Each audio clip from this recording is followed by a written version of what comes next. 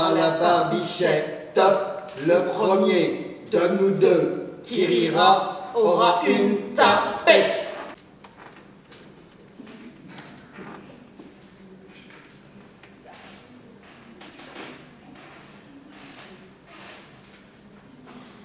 On a l'air fin maintenant. Je crois effectivement qu'on vient de s'embarquer dans une histoire pas possible. Tout cela est un peu ridicule. Il y a une solution radicale, remarquez, pour s'en sortir tout de suite. Vous n'avez qu'à rire.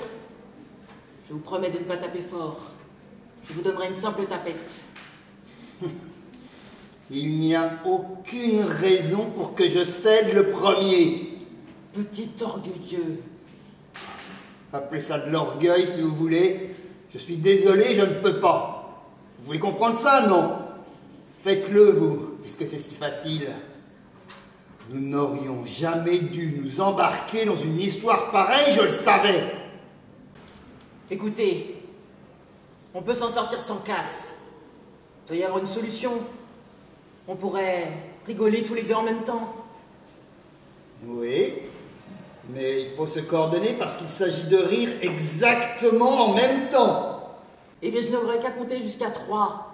Et à 3, hop, on éclate de rire tous les deux en même temps. Et nous voilà définitivement libres, frais, dispos, prêts à vaquer à quelques activités plus exaltantes. Entendu? Entendu. Alors je compte. 1, 2,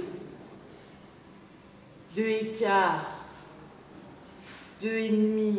Mais pourquoi ralentissez-vous? Ne me coupez pas, je réfléchis à l'énoncé. 2, 3 quarts. N'y pensons plus, c'est une mauvaise idée. L'énoncé parle d'un premier, donc d'un dernier, donc d'un gagnant et d'un perdant.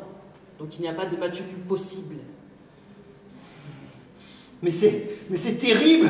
Nous avons commis là une bêtise affreuse. Pousse.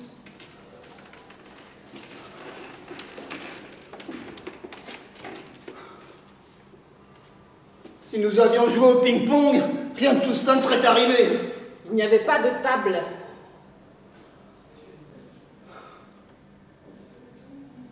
Remarquez, il suffirait de n'en parler à personne. On resterait en situation de pouce, tout simplement. Psychologiquement, nous ne tiendrions pas très longtemps. Le pouce est un sursis, rien de plus. Vous savez très bien qu'on ne peut pas vivre heureux en pouce. Il serait là, toujours présent, comme un revolver braqué sur notre tempe. C'est absurde, mais c'est ainsi. Vous avez raison. J'y réfléchis. Nous ne parviendrons pas à nous faire rire. Il faut faire appel à un professionnel. Messieurs, dames, bonjour, je suis le professionnel.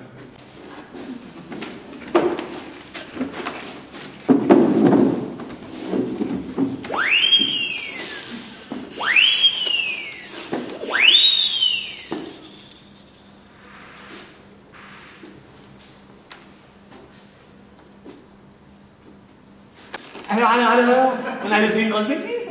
On se tenait pas la barbichette. Pourquoi c'est vilain ça? Vous n'avez pas honte à votre âge, hein? Qu'en pensez-vous? Je crois qu'il faut attendre et voir. C'est un professionnel, après tout. Vous avez raison.